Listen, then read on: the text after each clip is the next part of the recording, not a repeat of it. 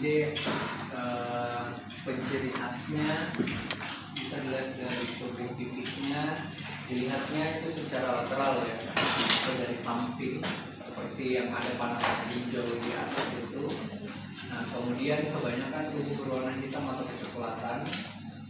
Segmentasi pada tingkat tungkai itu susunannya 5 ruas di tungkai depan, 5 ruas di tungkai, 5 ruas tarsus di tungkai depan, 5 ruas tarsus di tungkai tengah, dan 4 ruas tarsus di tungkai belakang.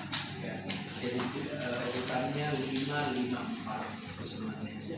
Kemudian rongga prokoksa saling terpisah, kita bisa lihat secara ventral atau di bagian bawah seperti ini. Nah, di sini ada koksa. Masih ingat koksa?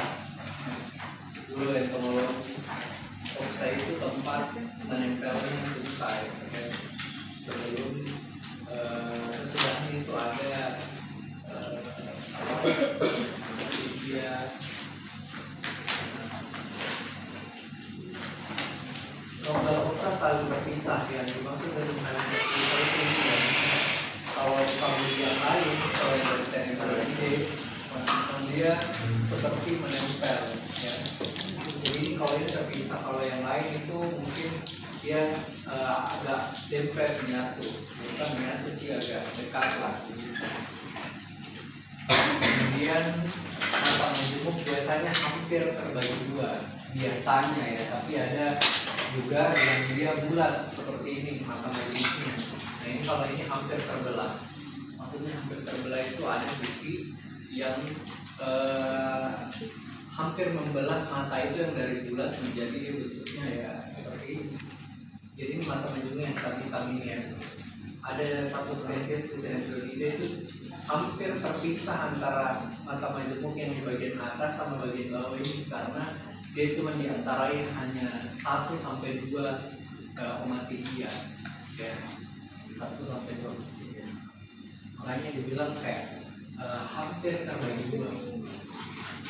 Kemudian tipe antena uniform atau non-uniform dengan hampir selalu 11 ruas, hampir selalu. Jadi maksudnya dari misalnya dari ribuan spesies di dalam famili Terminide, ya mungkin ya 80%-nya atau 90%-nya ruasnya itu sebanyak 11.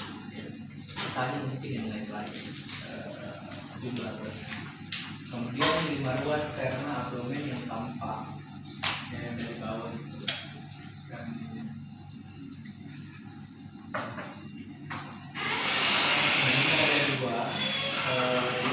Sebenarnya ada banyak sih spesies Terminide yang menjadi spesies sama masyarakat, tapi ada 2 yang paling penting ya, yaitu ada dari golongan sama-sama genusnya Tribulum, ada Tribulum confusum sama Cassandra. Nah, di sini cuma bedanya itu ada 3 karakter. Yang pertama itu dari tipe antena ya, antena yang confusum dia melapat, artinya ruas-ruas antena ini dia membesar secara gradual atau secara gradual atau gradual bertahap. Dia agak besar sedikit, terus agak besar sedikit, agak besar sedikit sampai paling di ujung. Sedangkan kalau tumbuhan Cassandra dia dari beberapa ruas ini, 3 ruas terakhirnya itu dia membesar secara, kalau dulu saya bahasanya diberitahu membesar secara tiba-tiba. Itu membesar secara tiba-tiba itu dari kecil itu langsung besar sekali. Nah, ini bisa juga bedanya, ini kayak beda 2. Kalau ini dia 3 ruas ini kayak membesar sendiri, 3 ruas terakhir. Kemudian di bagian mata itu ada morfologi namanya karina. Karina itu mungkin kalau di manusia itu kayak apa namanya, kayak alis ya, begini, atau kelopak mata.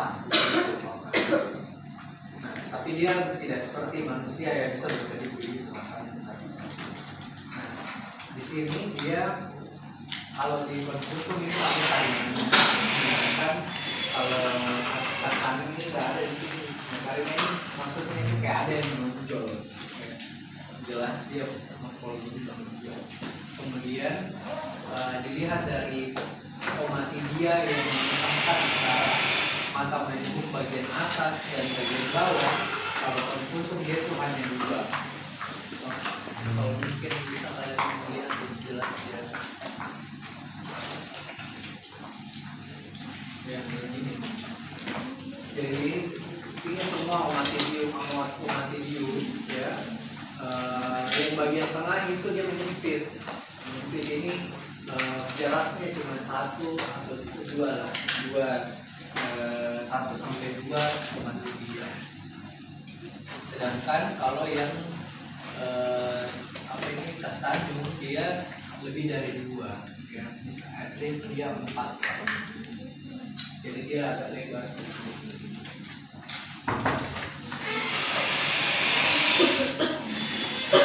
Kalau kita lihat masuk satu bukan dilarang masuk, enggak, cuman keluar masuk itu mengganggu saya konsentrasi untuk menyampaikan apa yang saya bilang. Suara pintu, suara apa, seandainya pintu itu letaknya bukan di depan, karena salah di belakang terserah. Ya, cuma karena di depan, ini juga psikologi ditaruh pintu di depan supaya apa, kalian tidak boleh terlambat, karena pasti malu kalau lewat di depan di sini. Ya. Bagaimana dulu waktu kan kemarin saya pergi ke dia kelasnya itu di Belgia, persis pintunya ini di samping sini. Jadi itu dosennya kalau berdiri dia tahu siapa yang terlambat. Jadi kalau mau masuk itu malu-malu gitu. Jadi artinya apa? Secara psikologi itu kamu tidak boleh terlambat supaya dia tidak malu-malu. Gitu. Tapi kalau di luar negeri itu orang bebas. Mau masuk kuliah dari 16 pertemuan kok cuma masuk 1 kali ujian terserah. Yang penting bisa bekerja ujiannya. Tapi tidak bisa di sini, aturannya berbeda. Ya. Kalau diberlakukan seperti itu ya bisa dibayangkan berapa banyak mahasiswa yang harus mengulang mata kuliah. Sedangkan hadir saja tidak mengerti, apalagi tidak hadir. Ya. Ya, kalau ada yang bisa tidak hadir terus dia mengerti ya itu hebat semuanya. Terserah. Tapi ya, rasanya Indonesia belum bisa seperti itu, bertanggung jawab kepada diri sendiri. Ya. Kalau orang-orang di luar sana, ya dia punya konsekuensi dengan dirinya masing-masing. Kalau kau tidak lulus ya sudah. Kalau di sini tuh kayak masih ada sih rasa, terkadang dosen itu ada kayak masih ada rasa kemanusiaan. Maksudnya rasa kemanusiaan itu, oh iya jangan tawar, tawar. Itu kan terlalu banyak toleransinya kalau Indonesia itu terlalu banyak sisi humanisnya. Ya di situ kelebihannya. Oke, kita kembali ke sini. Tribolium ini umumnya dia menyerang sebenarnya di tepung-tepung, berbagai macam tepung ya, tepung beras, tepung terigu, tepung tapioka dan sebagainya. Tapi dia bisa juga menyerang biji-biji yang masih ya belum jadi tepung bisa. Saya juga heran kenapa dia dibilang hama sekunder, tapi sebenarnya dia itu bisa menyerang biji utuh. Paham maksudnya? Kan kalau hama primer itu harus hama primer itu dia cuma bisa menyerang biji utuh kan, sedangkan sekunder itu biasanya umumnya menyerang biji yang sudah rusak karena mekanis atau karena kerusakan dari hama primer. Tapi dari penelitian yang sebelumnya, dulu penelitian salah satu mahasiswa di Indonesia itu dia mencoba tribolium itu di beras yang utuh, bisa hidup. Cuman dilihat dari jumlah jumlah anakannya yang jadi itu tidak sebanyak kalau dikasih makan dia dengan terigu, dengan tepung. Tetap bisa, tapi tidak signifikan, maksudnya populasinya tidak signifikan banyak. Nah, kemudian juga selain daripada biji-biji serealia, dia bisa juga sebenarnya masuk menyerang ke kacang-kacang atau apapun lain tuh yang disimpan. Paling banyak itu biasa ditemukan di Tribolium. Aku simpan, apakah biasa jamur juga ada ya, saya jarang sih menyimpan jamur kayak misalnya kalau ada jamur-jamur kering, kalau orang barat itu jamur-jamur kering disimpan di dapurnya, maksudnya untuk menyimpan kayak sama di masakan-masakan sayur atau segala macam. Nah itu biasanya ada menyerang Tribolium. Bahkan rempah-rempah pun juga Tribolium itu juga bisa manifestasi. Tapi ya memang tidak, populasinya yang tumbuh itu tidak akan sebanyak seperti di tepung. Kemudian dari famili Tribolium, dari famili Tenebrionidae ini dia punya ciri khas sebenarnya. Ya, ciri khasnya itu karena dia bisa mengeluarkan aroma yang khas dari serangganya, sehingga bahan simpanan yang terinvestasi sama si Tenebrionidae ini dia menjadi bau apel. Pernah mencium bau beras yang bau apel kayak agak menyengat. Itu sebenarnya bau yang dikeluarkan oleh si Tribolium atau di dalam famili Tenebrionidae ini. Dia itu sebenarnya mengeluarkan bau ada yang namanya Nah ini contohnya dari hasil penelitiannya, ini Wulandari. Nah ini biji utuh, tapi dia biji utuh itu dalam arti kalau beras itu bukan dalam bentuk gabah ya. Kalau masih ada sekamnya, masih ada kulitnya yang keras itu yang kayak sekam, dia tentunya tidak bisa menyerang, tidak mampu tidak mampu mandibelnya untuk merusak biji ini ya, biji utuh. Tapi biji utuh ini kalau ketika dibuka nih sekamnya menjadi kayak beras merah atau beras hitam yang utuh. Nah ini kayaknya minggu lalu sudah saya jelaskan ini. Yang ini dibilang jar, yang ini dibilang endosperm. Ada pekan lalu itu sempat saya tampilkan. Nah ini dia ternyata bisa makan, tapi yang pertama kali dia makan itu bagian apa namanya? Bagian jamnya atau lembaga, karena di bagian lembaga ini bagian yang paling lunak.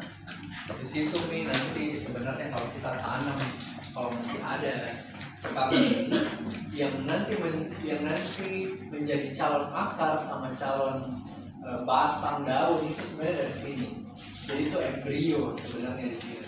Sedangkan endosperm ini sebenarnya cadangan makanan buat nanti benih untuk tumbuh menjadi bibit. Gitu. Kalau kalian belajar mengenai fisiologi tanaman, pernah tidak lihat itu kalau mau kasih kecambah kacang hijau. Nah kalau tumbuh itu nanti tuh ada kayak kacangnya itu yang masih menempel. Nah kacangnya itu sebenarnya bukan embrionya itu yang ada yang kecil di kacang hijau itu, ada yang warna putih itu. Nah itu embrionya sebenarnya, calon nanti akar, calon nanti daun. Nah yang dia pakai untuk tumbuh itu energi dari endospermnya yang naik kayak terbelah itu, karena kalian kalau kecambahkan kacang kan, itu dia pakai energinya untuk tumbuh. Karena waktu keluar itu daunnya atau akarnya, sebenarnya daunnya itu belum bisa berfotosintesis ya, masih ya sebagai cadangan pertama atau awal si embrionya itu. Sama juga mungkin kayak apa kalau ikan, pernah lihat tidak ikan kalau habis melahirkan anaknya itu kayak masih ada kayak ari-arinya menempel di perutnya. Nah itu sebenarnya ikan yang masih bayi-bayi itu dia tidak perlu makan, dia cuma makan dari ari-arinya itu yang masih menempel ya. Dari situ nutrisi pertama kali. Itu saya kira nggak bisa ya, kalau sudah di luar pasti terpisah dengan ari-arinya ya, dengan apanya.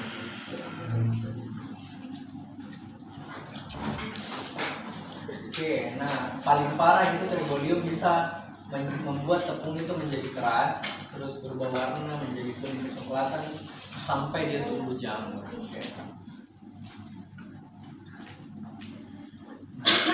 Kalau siklus hidupnya, telurnya itu dia letakkan di antara tepung, ya, dan sering kali dia pasti akan terselimuti dengan butiran-butiran tepung seperti ini, yang kecil-kecil, ya.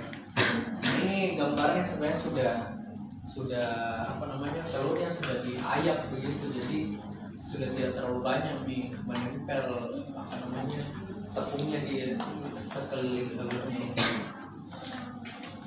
Nah, kemudian dia menetas menjadi larva menjadi pupa, kemudian menjadi maggot. Nah, ini sebenarnya ya kurang lebih dia 1 bulan lah lebih. Tapi kayaknya sih enggak, kalau di lab itu enggak sampai 1 bulan. 25 hari itu sudah jadi dewasa. Nah, ini bau yang tadi saya bilang itu disebut dengan senyawanya benzoquinone, ya. Benzoquinone. Kemudian dari famili Sylvanidae, ini ciri khas dari tubuhnya juga sama-sama pipi, ya, seperti Tribolium, seperti Dendrioideae. Kemudian dia memanjang dan lebih ramping sebenarnya. Kemudian dari sisi pronotum sebelah kiri dan sebelah kanan itu ada semacam struktur gigi, ya, di sisi lateralnya di situ samping, seperti gigi gerigi gitu, ya. Kemudian bisa juga selain dari gigi gerigi, dia cuma bisa juga ada yang kayak di ujung-ujungnya sini, di depan kah atau di belakang, bersama di belakang atau di depan saja, itu sudah termasuk ke dalam famili ini, famili susunan tarsinya 555 itu maksudnya ya tadi itu, ya, tarsus tungkai pertama, tarsus tungkai kedua sama tarsus tungkai ketiga ke belakang. Nah, ada banyak sebenarnya juga spesies dari famili Sylvanidae, tapi yang ini, yang Oryzophilus ini yang paling penting sebenarnya. Yang lain itu juga hama gudang, ya, tapi tidak sering ditemukan. Yang paling sering itu Oryzophilus sama Asperus ini. Nah, kalau kita bagi menjadi 2 strukturnya, kalau yang 6 pasang struktur dari sisi pronotumnya itu Oryzophilus itu 6, kalau yang lain itu kurang dari 6 atau lebih dari 6. Jadi bisa dibagi menjadi begitu, 6 atau kurang dari atau lebih dari, yaitu terbagi. Kemudian apalagi, nah, ada 2 spesies yang paling penting atau paling sering juga ditemukan di dalam penyimpanan, itu Oryzophilus mercator sama Oryzophilus ornamensis. Nah, perbedaannya itu cuma 1. Sebenarnya ada banyak sih kalau dari jurnal-jurnal yang terbaru, tapi paling mudah itu bisa dilihat dari ada yang namanya temple.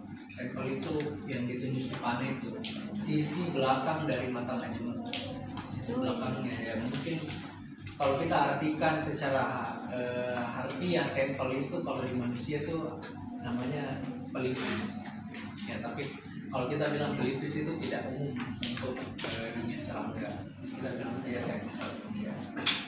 Nah, kalau di ornamensis dia lebar dan berkumpul, kalau yang mercator dia lebih sempit sama kuncing, ya. Kemudian Oryzophilus ornamensis ini umumnya sebenarnya dia menginvestasi biji-bijian, sedangkan kalau mercator itu umumnya pada biji-biji yang mengandung banyak minyak, ya.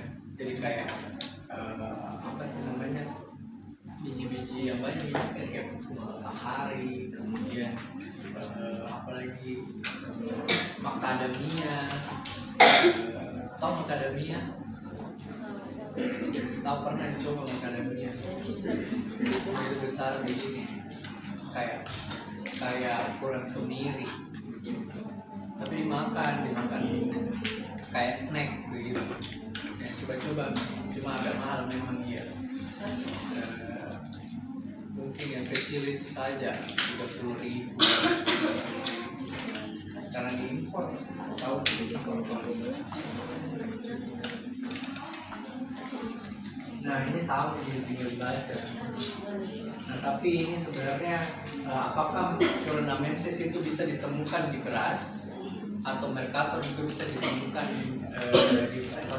Soranamensis itu bisa ditemukan di minyak di biji-bijian yang banyak mengandung minyak, atau Mercator juga bisa ditemukan di beras. Bisa, jadi mereka itu bisa terjadi investasi silang ya, antara komoditas. Cuman paling umum kalau diantara apa Soranamensis disuruh memilih biji yang mana, kalau misalnya dia akan memilih yang bisa dari, sedangkan Mercator itu akan memilih yang biji yang banyak mengandung minyak.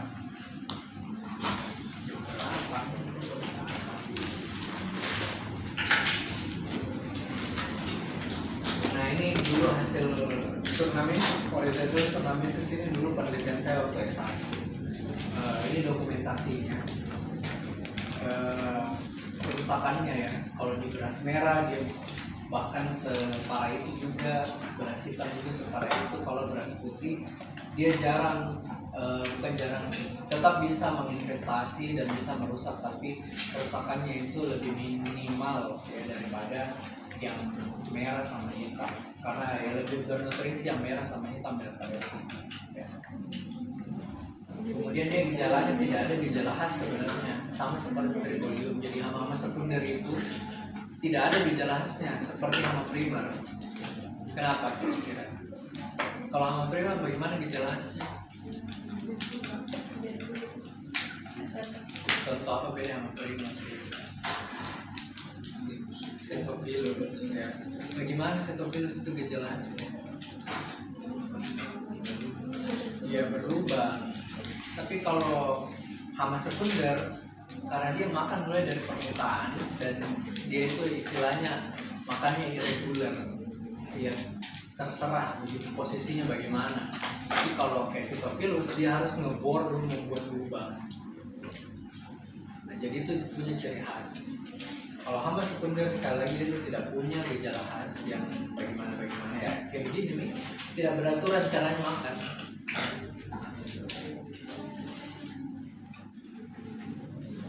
Ini siklus hidupnya kurang lebih ya, namanya juga Coleoptera pasti Metamorphosis nocturna ya. Kurang lebih dia sekitar 1 bulanan gitu ya siklus hidupnya.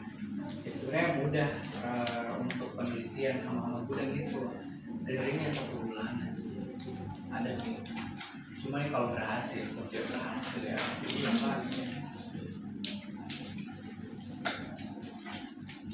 Kalau untuk famili Lemophoidae ini sebenarnya mirip juga dengan Sylvanidae tubuhnya ya, dia pipi, tapi di sisi pronotumnya itu tidak ada gigi-gigi ya, tidak sama seperti Sylvanidae, entah itu satu giginya di depan atau mungkin di belakang juga, atau mungkin di seluruh sisinya kiri kanan itu ada gigi gerigi.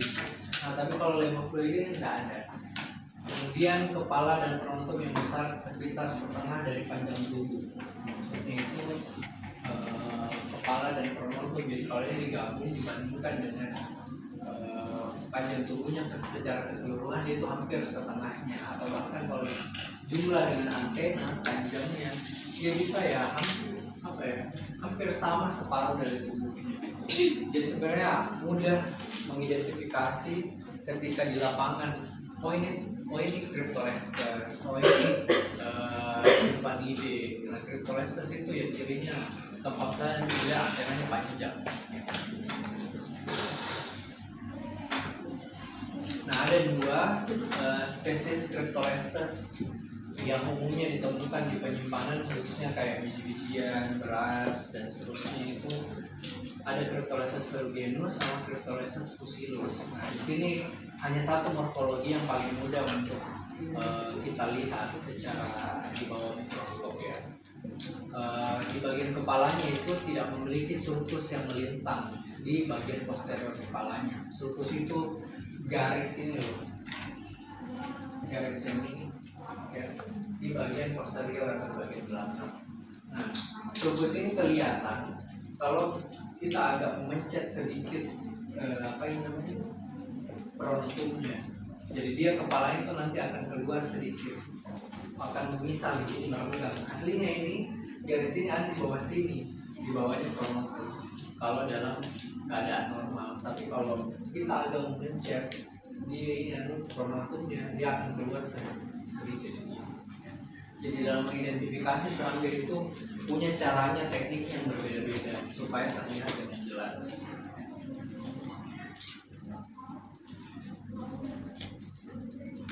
Oh iya, saya ingat ada satu dulu artikel itu yang bisa membedakan antara ada, kalau saya tidak salah, ada 6 spesies atau 5 spesies Cryptolestes.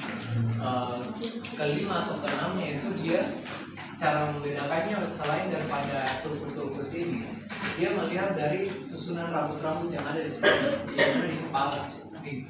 Jadi ada yang posisinya rambutnya itu mengarah semua ke depan dan membentuk V, ada juga membentuk V tapi berlawanan arah dan lain-lain.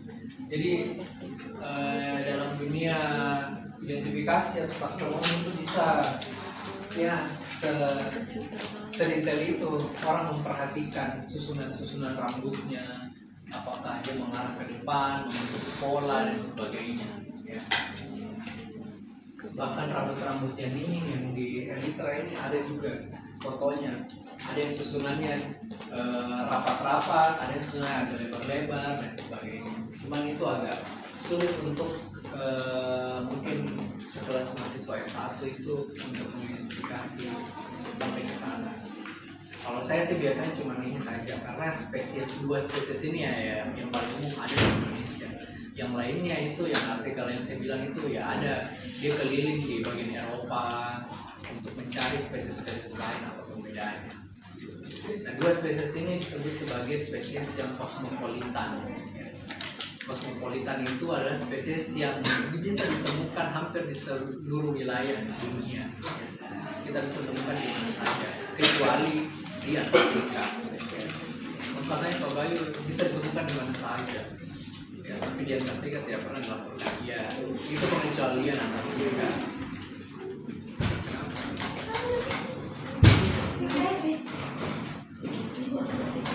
Lanjut.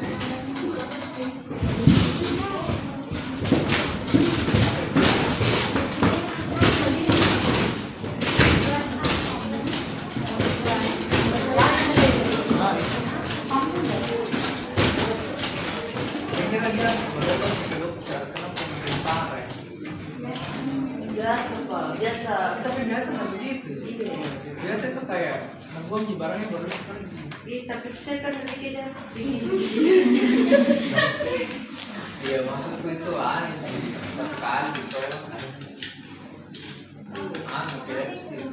Karena juga bilangnya sampai pingsan tidak boleh itu dia kalau di air bahaya. Tenggelam orang dengan posisi kayak begitu.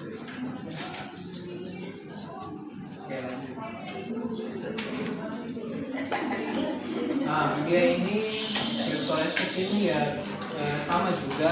Kebanyakan memang anak muda itu ya menginvestasi biji-bijian, kemudian juga ada tepung. Nah, ini juga sama gitu ya.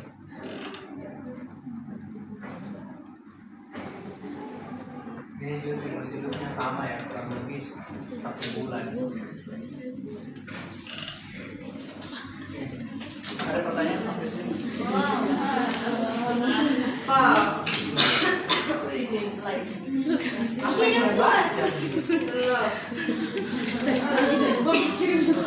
ada selanjutnya.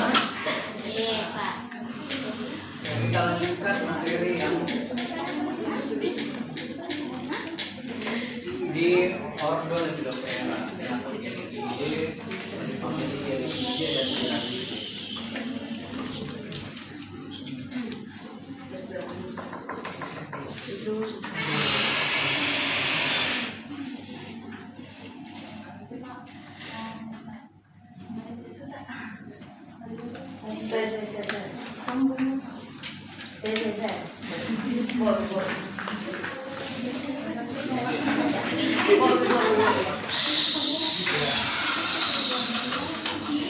Nah, ini morfologinya secara umum Lepidoptera. Kalau kita lihat secara umum, ya pada umumnya Lepidoptera lah ya. Cuman mengandung jepang. Nah, kalau di Lepidoptera itu sulitnya adalah mengidentifikasi pada bagian venasi sayap. Nah, terkadang venasi sayap itu tidak terlihat. Kenapa tidak terlihat? Karena apa? Halo. Kenapa venasi sayap itu tidak terlihat? Terkadang Karena biasanya tertutup. apa? Oh iya betul, nggak tertutup. Ya, bukan dulu ya. Sisik. Ya. Sisik. Ya. Jadi itu kesulitannya kalau mengidentifikasi Lepidoptera khususnya di venasi, pola-pola urat-urat di sayap itu. Nah, kemudian kesulitannya itu juga adalah membedah ya pada genitalia jantan maupun betina. Ya. Berbeda dengan kalau membedah genitalia dari Sitophilus. Di Praktikum kayaknya sudah ada ya. Belum pernah diajak di Praktikum membedah genitalia Sitophilus. Sudah pernah.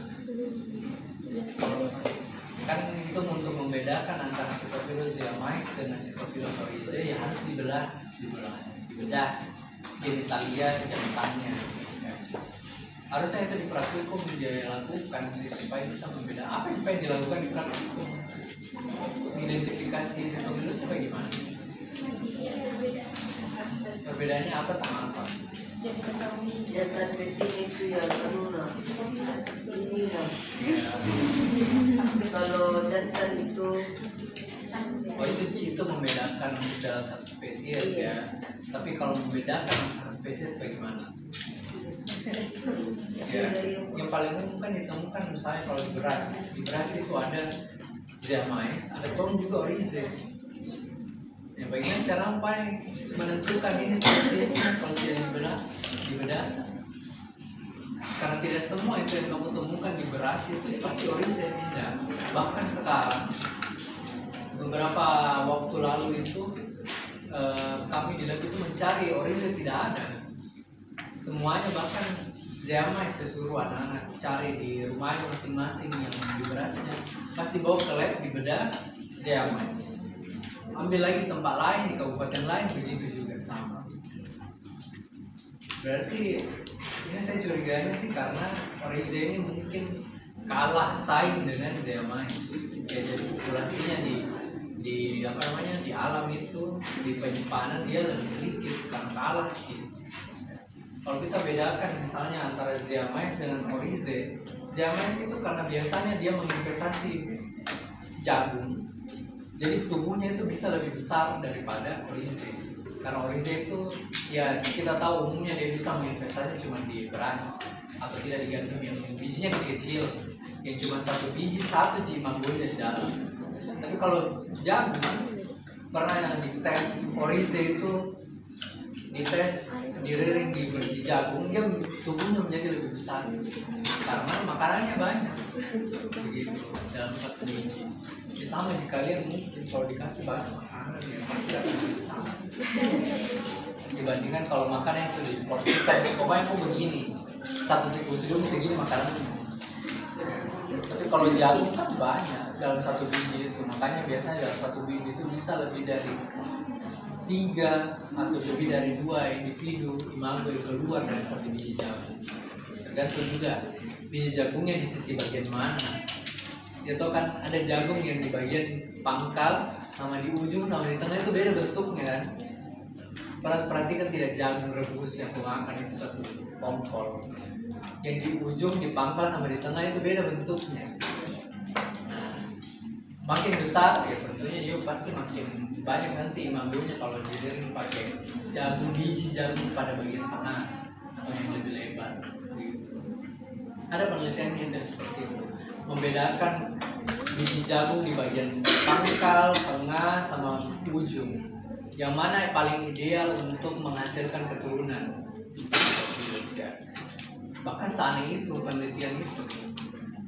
ya apa penelitian yang di luar nalar mungkin kalian tidak bisa tidak. Oh, ternyata ada penelitian seperti ini. Bahkan ada penelitian juga yang pernah saya baca itu tentang mandibelnya. Kenapa mandibel Cephalophilus itu lebih kuat, bisa memakan menembus sekamnya itu biji padi dibandingkan Tribolium yang tadi saya cerita tidak bisa menembus apa itu sekamnya itu biji padi. Makanya dia dibedakan sama primar sama sekunder. Ternyata pas dibedah, pernah di penelitian itu dibedah itu mandibelnya dipisah-pisah. Mandibelnya Cephalophilus, mandibelnya Rhizoperta, mandibelnya Tribolium. Ternyata di mandibelnya itu ada kandungan logam.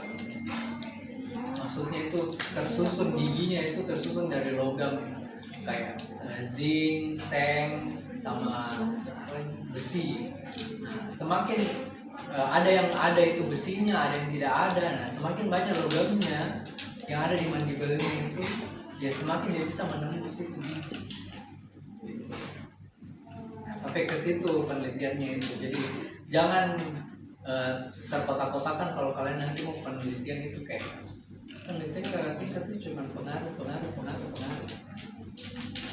Ya toh.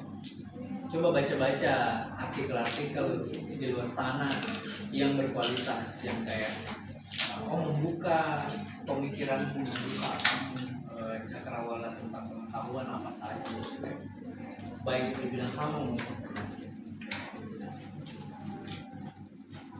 Nah, ini dua famili yang akan kita bahas, Viridae, Piralidae. Yang lainnya ini juga adalah famili yang bisa menjadi hama fase panen. Ya. Tapi juga ini yang lain. Nah, dari ide itu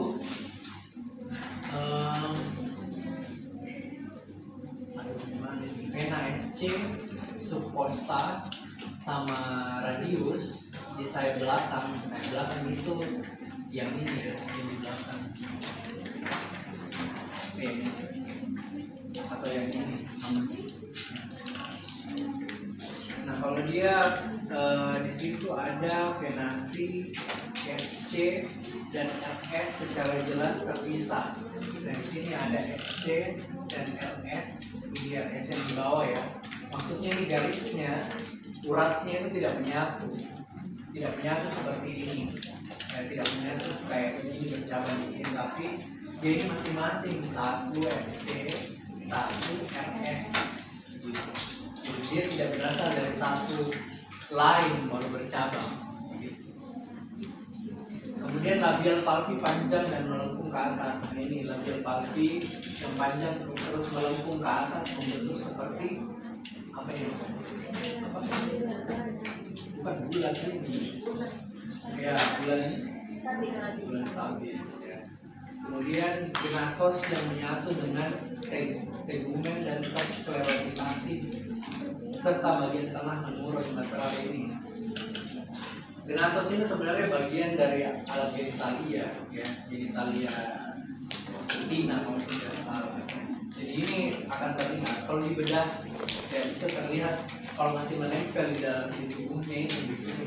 Di sininya dipotong, baru nanti dibersihkan semua sisiknya, dicuci apa segala macam, baru nanti bisa jadi lempengannya begini, dipisah gitu ya. Kayak mungkin kalau di manusia mungkin jari kita dipasang ke luar sendiri, baru dibersihkan, dicek tulangnya itu di mana bentuknya.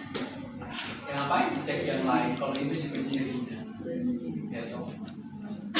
Kemudian ujung sayap depan meruncing. Nah, ini bukan itu ujung sayap depan meruncing. Ini sih sayap depan bukan.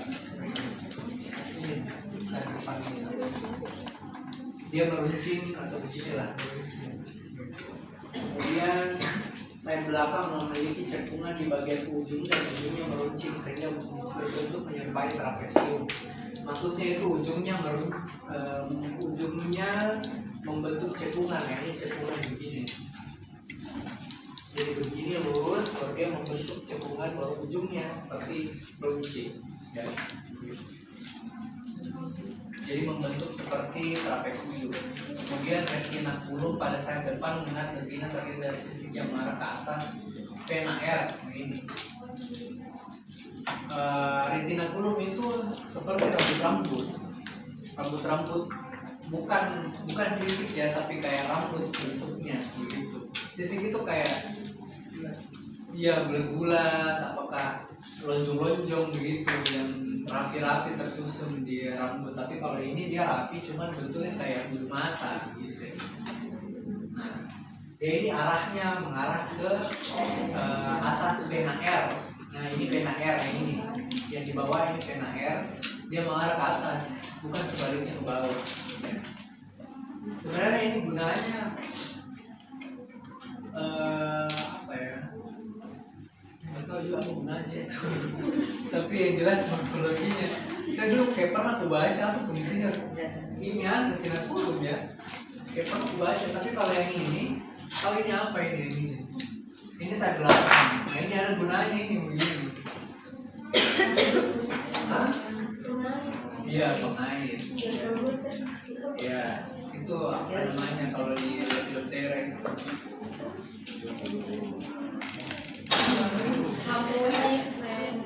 Bukan hamul, kalau hamul itu frenulum. Kalau jugum itu dia terlipat, terlipat sayapnya di antara sayap depan dan belakang. Jadi dia mengait ke sayap depan.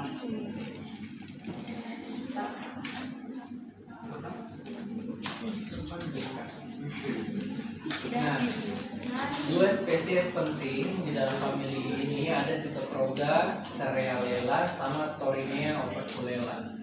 Kalau Cytotroga ini dia umumnya ditemukan di penyimpanan kayak gabah, benih, padi, pokoknya benih-benih ya.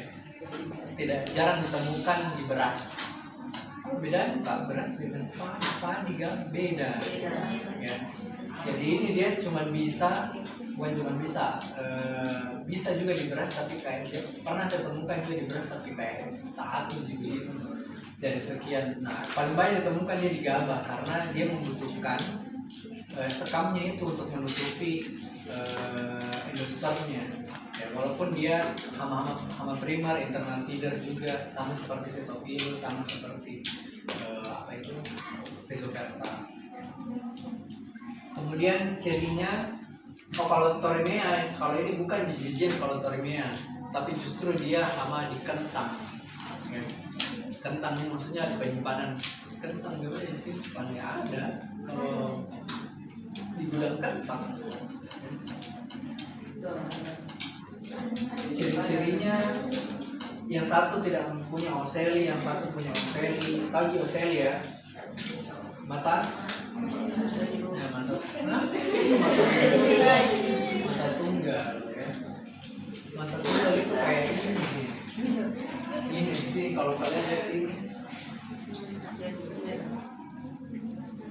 Kalau dia di Lepidoptera, khususnya di Gerigidae itu, ini ada di sini yang kecil ini. Di sini ocellinya ini.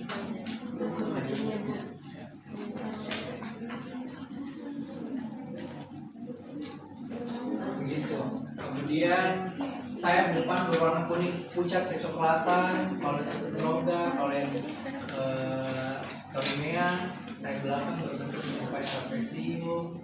Terdapat titik berwarna hitam di depan sayap. Nah, ini titik hitam. Yang ini titik hitam. Terus sayap depan berwarna coklat terang atau abu-abu.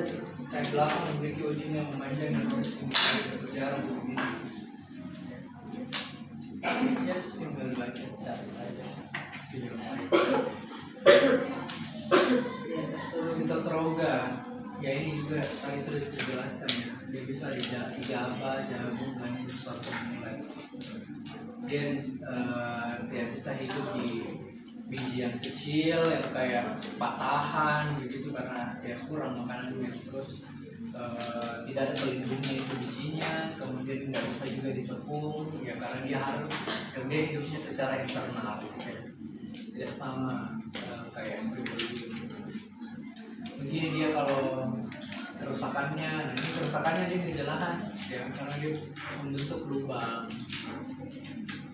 Lubang ini yang membentuk bukan nyengatnya ya. Siapa Jepang ya? Ya, larvanya. Jadi sebelum larvanya tuh menjadi pupa, dia siapkan memang itu lubang keluar. Habis itu nanti tipis sekali, ada lapisan tipis sekali di masih sisakan dari biji itu. Nah, lapisan tipis itu nanti yang nanti akan didobrak sama apa itu? Sama imangonya untuk keluar dari lubang itu. Ya, jadi imangonya itu tidak bisa menggigit ya, karena apa? Mulutnya terlebih dahulu ya, kalian tahu bagaimana ya? Bukan menggigit mangunya dan mandibalnya seperti Coleoptera. Nah, harusnya dia begini nih kalau dia sebelum keluar dari mango. Nah, bisa dilihat tuh kayak ada nih bentuknya, tapi masih tipis begitu. Nah, nanti kalau keluar di manggonya nanti mendobrak. Jadi ini istilahnya kalau dalam dunia entomologi disebut window atau jendela.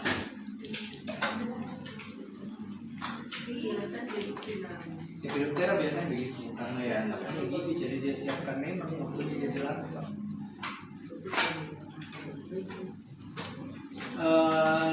Siklus hidupnya kurang lebih sama lah, yang namanya Coleoptera, berarti metamorfosisnya sempurna ya. Telurnya kalau Sitotroga itu telurnya di luar, tidak masuk ke dalam biji, ditaruh di luar, jadi menetas di luar biji, baru nanti itu larvanya masuk ke dalam biji setelah menetas. Sitophilus itu yang telurnya dikasih masuk dalam biji. Rhizoperta dia di luar apa di dalam? Ya di luar biji.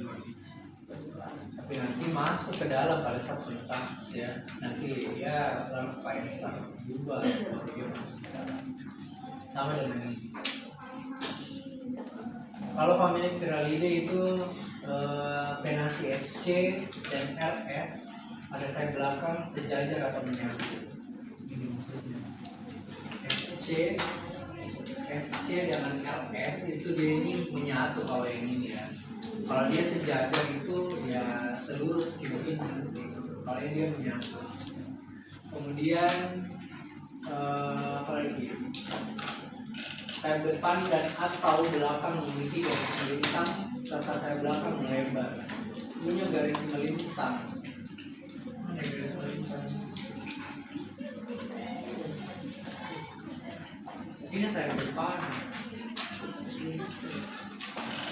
Garis melintang itu berarti begini, yang ini melintang, yang garis melintang. Kemudian sayap depan dengan venasi R2 tidak diikuti dengan R3, R4, lalu ke R2, R2, R2 langsung ke R4, jadi tidak ada R3-nya, tidak ada R3-nya. Kemudian R5-nya tidak ada. Tapi bagaimana? Dia tahu ini R2 atau R4? Tahu bagaimana ya? Ini penemunya begitu. Kenapa dia tidak kasih nama saja dengan R1, R2? Kenapa langsung R4? Nah, mungkin ini ada spesies terdekatnya dari sini yang ada R3-nya. Nah, untuk membedakan itu dengan yang ini, ya R3 itu di bagian spesies di famili ini dia tidak ada di sini harusnya. Di famili yang lain itu mungkin ada R3-nya di sini. Posisinya mirip begini R2, R4, tapi di sini ada satu. Nah, jadi dianggap yang tetap bertahan itu R2 dan R4 saja. R3-nya tidak ada. Makanya dibilang supaya untuk konsisten paham dari sini kayak misalnya ini orang saya bayi, terus nanti di situ ada aul, baru di sana ada sela. Nah, ini orang yang di tengah aul tidak ada. Kenapa saya bilang orang pertama saja sama orang kedua yang di ujung begitu. Nah, ini sama kayak nama Jimmy. Kalau ada yang ketiga, ya berarti kan makanya diberikan nama masing-masing. Jadi kalau tidak ada yang dengan dihilangkan, bukan berarti angka itu adalah angka sekuensial, angka yang kayak selalu. Kalau sudah satu ya jadi dua, dua itu jadi tiga. Tapi kemana tiganya ya? Ada di family yang lain mungkin ya. Supaya bisa dibedakan gitu. Karena kalau kita bilang dikunci nanti di family Piralide itu R1, R2, R3, di family yang lain juga R1, R2, R3, R4. Dan yang mana R3-nya di family Piralide posisinya di sini misalnya. Terus di family yang lain R3 itu posisinya sebelumnya di sini. Itu jadinya tidak konsisten. Makanya mungkin peneliti taksonomi itu begitu caranya dia. Kemudian sayap depan dengan venasi R2 yang tidak diikuti R1. Oke. Nah, famili dari Piralide ini sebenarnya banyak ya. Tapi yang paling umum dan kosmopolitan dan hama penting itu cuma ini Coxera cephalonica. Tetapi Coxera cephalonica ini bukan menjadi hama internal tidak. Ya. Artinya apa? Dia tidak berkembang di dalam biji. Ya. Tapi dia itu berkembangnya unik. Caranya dia itu menyatukan biji-biji yang sekitarnya membentuk seperti rumah, jadi gumpalan gitu. Karena dia tidak masuk ke dalam biji, ya jadinya dia membentuk gumpalan-gumpalan itu nanti. Karena tidak lihat ada beras yang menggumpal-gumpal itu, kayak ada jari-jarinya menyatu. Kalau beras tua, apa-apa. Sayap depan yang belakang tidak memiliki bercak. Sayap depan sekarang terlalu jam segini. Sayap depan dan belakang tidak memiliki bercak. Kemudian sayap berwarna coklat keabu-abuan dengan sayap belakang berwarna coklat pucat. Maksudnya ini sayap belakangnya itu dia lebih terang warnanya. Kemudian venasi sayap depan berwarna lebih gelap. Ya, maksudnya itu ya ini venasi yang hitam-hitam ini. Ya, itu dia lebih warnanya lebih gelap. Kemudian pada sayap depan tidak memiliki venasi M2. Sama tadi M2 itu tidak ada, jadi M1 langsung M3 paling mengajarkan dan ketiga.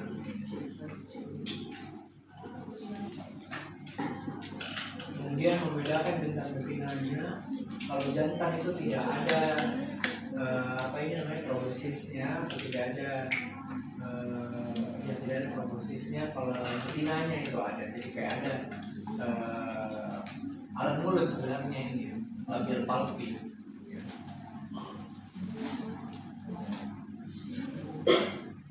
Ada lagi Piralide juga sering sih, tapi Piralide Cardera cautela ini biasanya ditemukan di kacang-kacang. Kalau yang tadi Coxera bisa di beras, di jagung, di mana saja. Kacang juga bisa tumbuh juga dia. Tapi kalau Cardera ini umumnya ditemukan di kacang-kacang. Apakah bisa di beras? Bisa, tapi tidak sesering Coxera. Kemudian pencirinya labial palpi mengarah ke depan atau ke atas. Labial palpi itu yang ini ya, yang hijau ini, yang duduk, yang mengarah ke atas atau dia ke depan lurus begitu. Kemudian sayap depan tidak memiliki garis putih di sepanjang costa. Sayap depan tidak punya daun di bagian sini pokoknya. Costa itu kan di bagian paling depan. Costa, radial, humerus, cubitus, anal, gitu. Terus nanti di melintangnya itu ada apa itu? Sternum. Gimana sternum itu? Tahu tahu sternum lagi? Diajar jadi begitu venasi. Ada kan venasi melintang sama venasi apa? Melintang sama menyilang. Apa semua ya?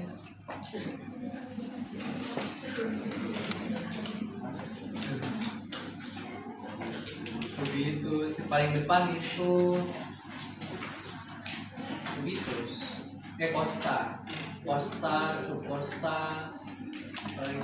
cubitus, median, terus radial, sama paling belakang itu anal. Saya lupa begitu. jangan dihafal. Berarti itu posisinya di mana. Jadi kalau coba kalau dihapus dia tulisannya SCF1 ya berarti. Kira-kira bisa ditahu yang mana dibilang SC, yang mana dibilang M. Ini kan urutan sebenarnya ya. Ada di depannya sebenarnya kosta ya, maksud kosta, radial, median, kubitus sama anal. Anal itu paling belakang. Nah, cara membedakan itu sebenarnya dari pangkalnya. Pangkalnya itu sendiri-sendiri. Apa itu?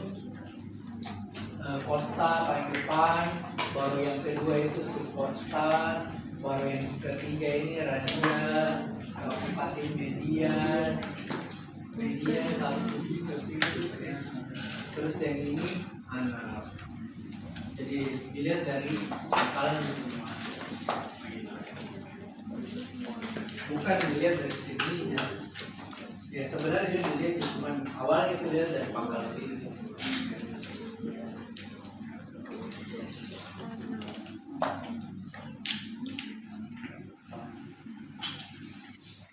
Korsira ini juga sama ya.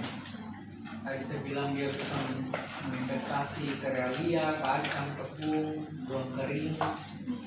Buah kering bagaimana dia maksudnya buah kering? Dried fruit. Oke, bagaimana dried fruit itu buah kering? Ya, kismis. Kismis itu apa kan? Ya, anggur yang dikeringkan. Jadi itu bukan buah, namanya buah kismis. Tidak ada buah kismis ya. Buah anggur yang dikasih kering, yang namanya itu jadinya dried fruit, ya, buah kering. Apalagi buah kering yang lain?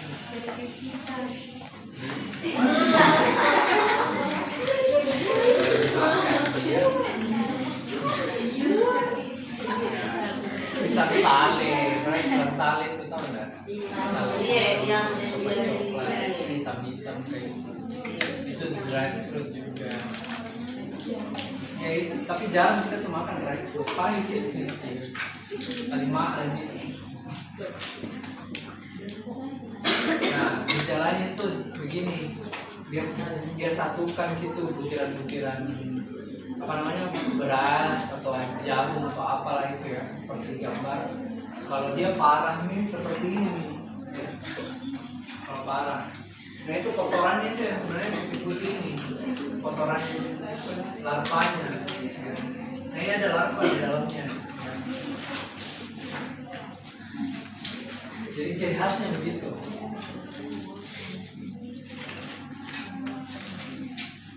Sama kira tinggal dibaca saja.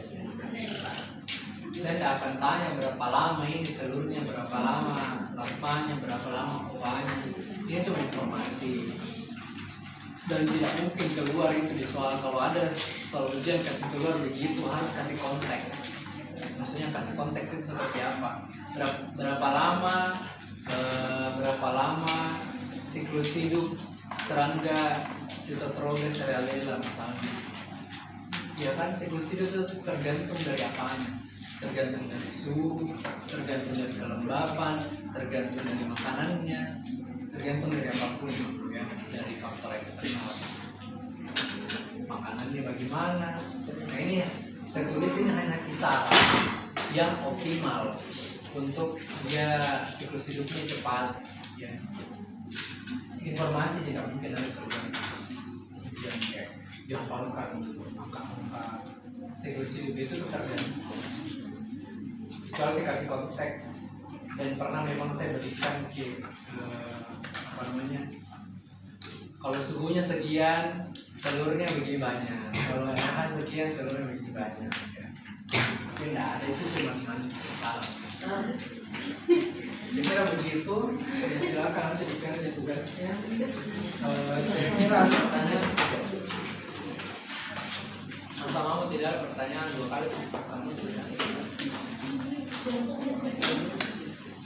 Ini antara jelas ini atau jelas.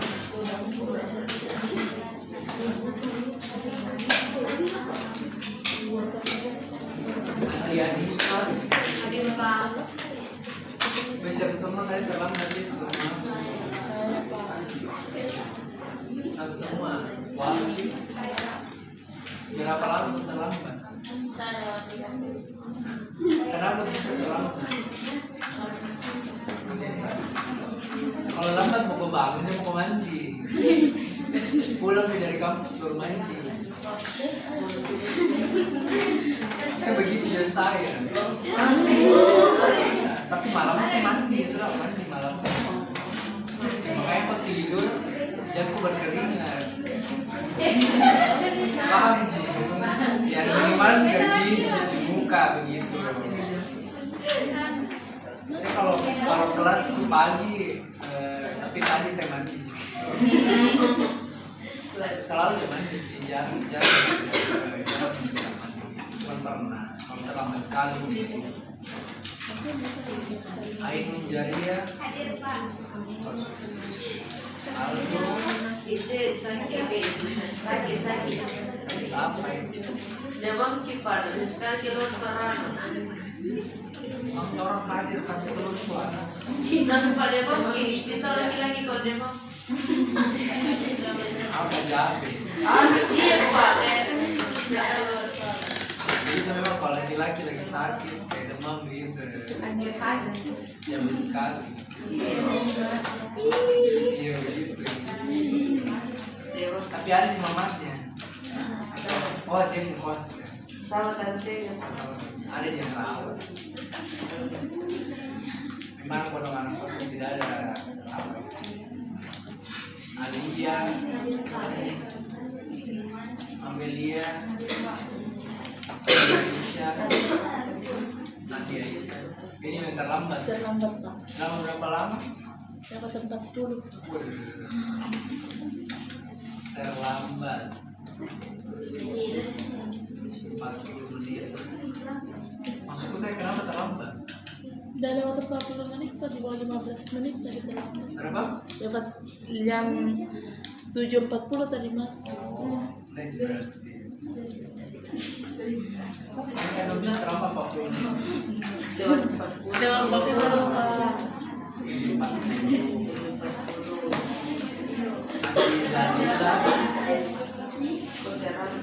Mengaku benar yang terlambat.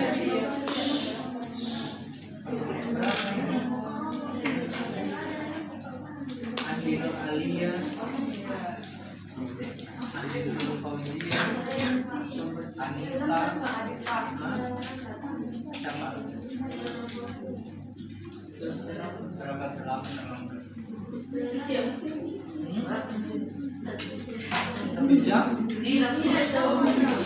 Jam 7 Pak datang tapi 20.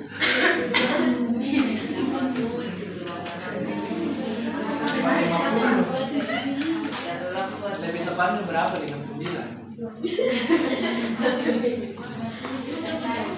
Terlambat berapa? Saya terlambat.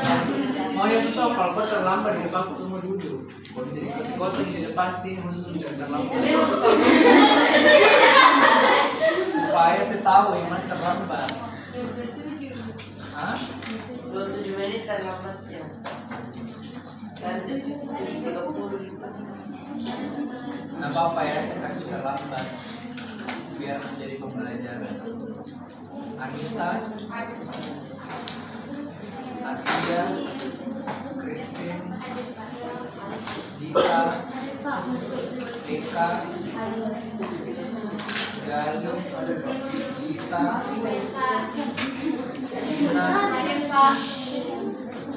Mina dari malam ini saya baca ada anunya pesannya emailnya proteksi terpencet KBD karena jatuh HP maksud.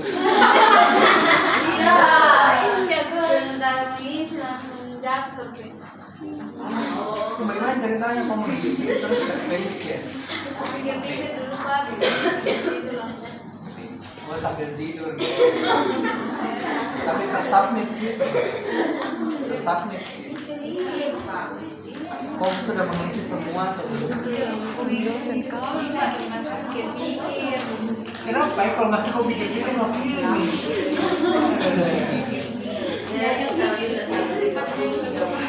bilang Terlalu cepat sudah. apa cuma pesan ini Sudah. Inaya Irawati Indonesia Kasihan Islam Indonesia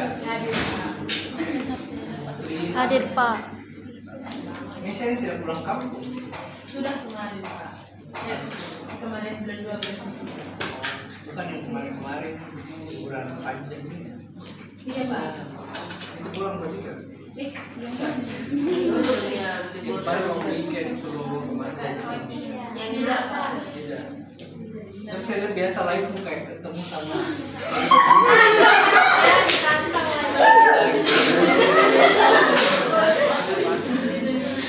biasa lihat sih live semua dari luar dari malam ada Rizka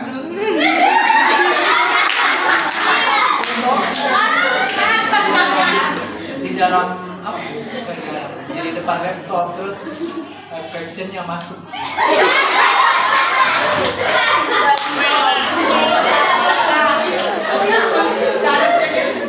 apa lagi pakai filter yang dulu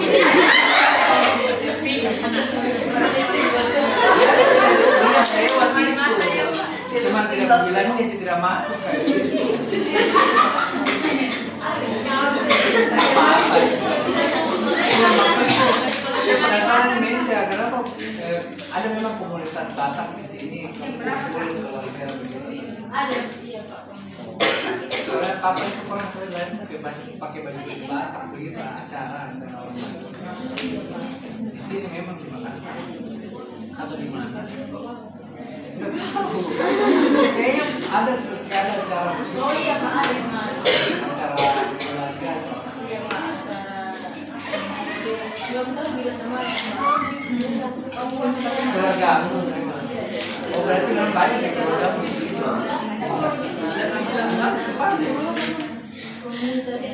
Komunitas di sini. Saya kira pulang kampung. Kemudian dia jauh nih mahal nanti tiket. Makanya tidak belum Masa sekali 1 tahun. tidak Pak. Dia semangat tahunnya. Hari ini juga hari baru muncul. Iya. Baru 2 kali pertemuan Pak. Kemarin muncul ya. Kemana? Kemarin nggak ada kan? Iya, baru muncul hari ini kalau di. Kenapa nggak datang ke minggu lalu? Di mana Pak itu Pak? Selama ini bangun Pak. Masa saya singgah di rumah anda kasih tahu? Bisa ditahu Pak. Nah, saya lewati rumah. Nabila.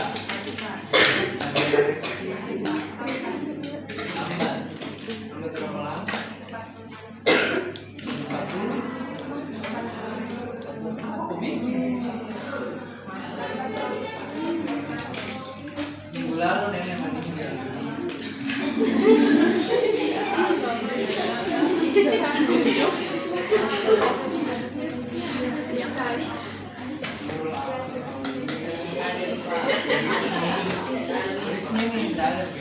Ada nih Pak.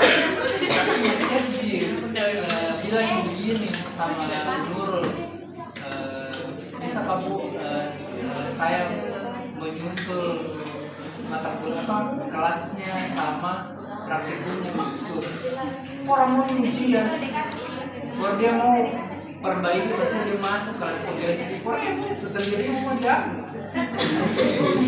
baru mau ujian cuma ceritanya praktikum diganti apa kayaknya kuliah privat gimana beda itu logikanya gimana Pak? Kenapa itu kan dia yang sekarang di kuliah memang Ada negara yang apa? Lebih aktif ini UKM-nya Pak. Lebih aktif di UKM-nya. Apa? Lebih aktif di UKM-nya. Lebih aktif di UKM? Iya, Pak. UKM apa? Abdi negara. Kayak startup. Pembingungan kajian jadi Namun DO itu, kalian kan nanti semester ini semester evaluasi. Dia itu kena evaluasi sama Ilham. Karena evaluasi karena SKS-nya banyak yang kurang berapa begitu, terus IPK-nya di bawah 2. Aku bilang dia parah nih kalau di bawah 2 IPK. Ya bukan dia apa ya, cuman menyusahkan prodi. Nanti tidak bisa itu lagi ditolong. Terlalu banyak toleransinya. Kalau saya jadi kapolri kasih keluar.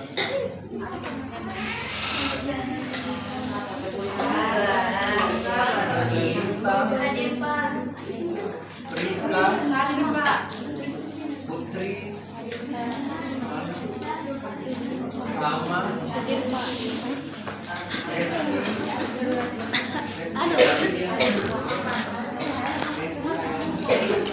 Maya,